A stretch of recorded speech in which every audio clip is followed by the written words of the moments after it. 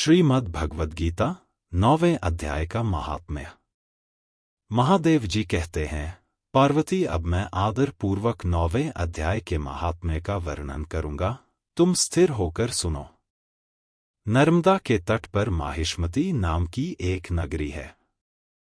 वहां माधव नाम के एक ब्राह्मण रहते थे, जो वेदांगों के तत्वज्ञ और समय समय पर आने वाले अतिथियों के प्रेमी थे।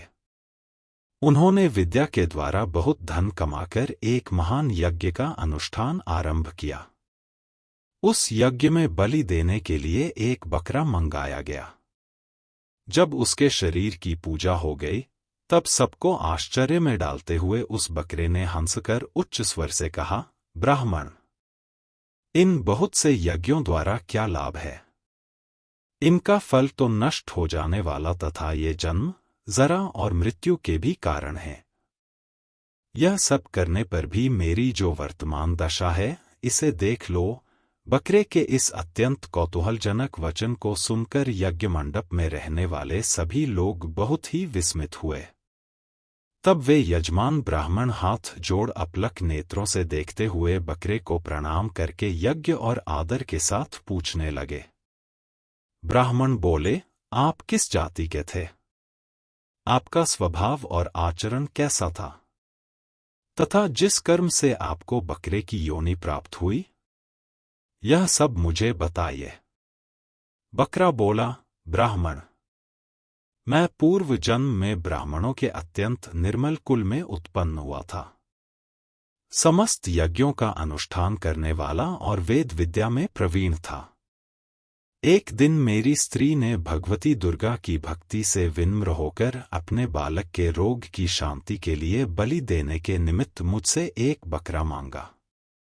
तत्पश्चात जब चंडिका के मंदिर में वह बकरा मारा जाने लगा, उस समय उसकी माता ने मुझे शाप दिया, ओ ब्राह्मणों में नीच, पापी, तू मेरे बच्चे का वध करना चाहता है, इसलिए तू भी बकरे की योनि में जन्म लेगा, द्विजश्रेष्ठ।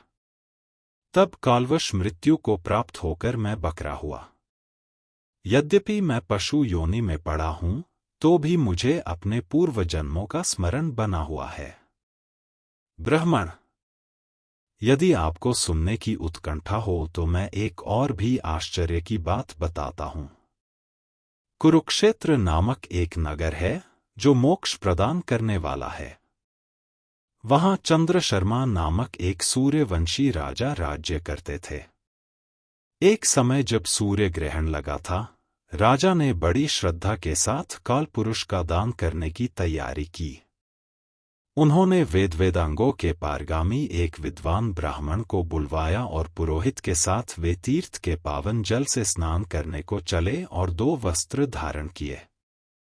फिर पवित्र और प्रसन्नचित्त होकर उन्होंने श्वेत चंदन लगाया और बगल में खड़े हुए पुरोहित का हाथ पकड़कर तत्कालोचित मनुष्यों से घिरे हुए अपने स्थान पर लौट आए।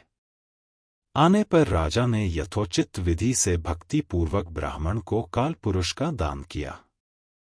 तब कालपुरुष का हृदय चीरकर उसमें से एक पापात्मा चांडाल प्रकट हुआ। फिर थोड़ी देर के बाद निंदा भी चांडाली का रूप धारण करके कालपुरुष के शरीर से निकली और ब्राह्मण के पास आ गई। इस प्रकार चांडालों की वह जोड़ी आंखें लाल किए निकली और ब्राह्मण के शरीर में हठात प्रवेश करने लगी।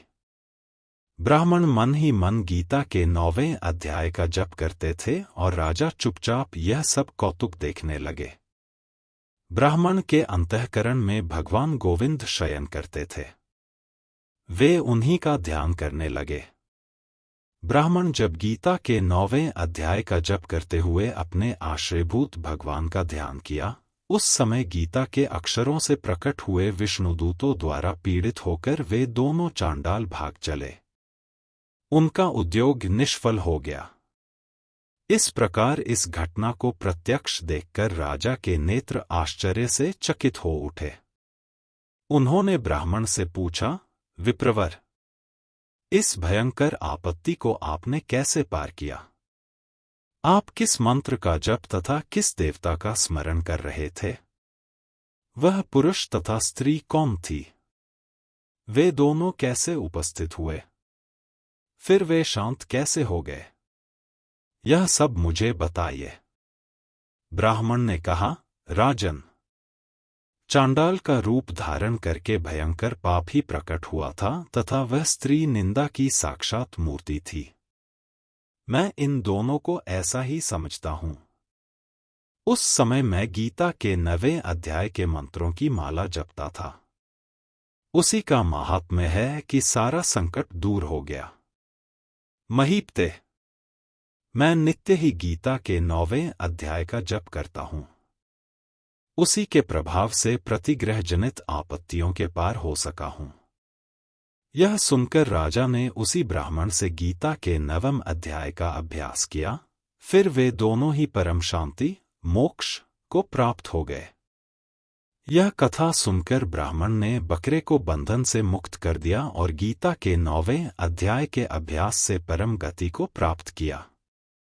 हमारे चैनल नित्या कुंज को लाइक करें, शेयर करें और सब्सक्राइब भी करें।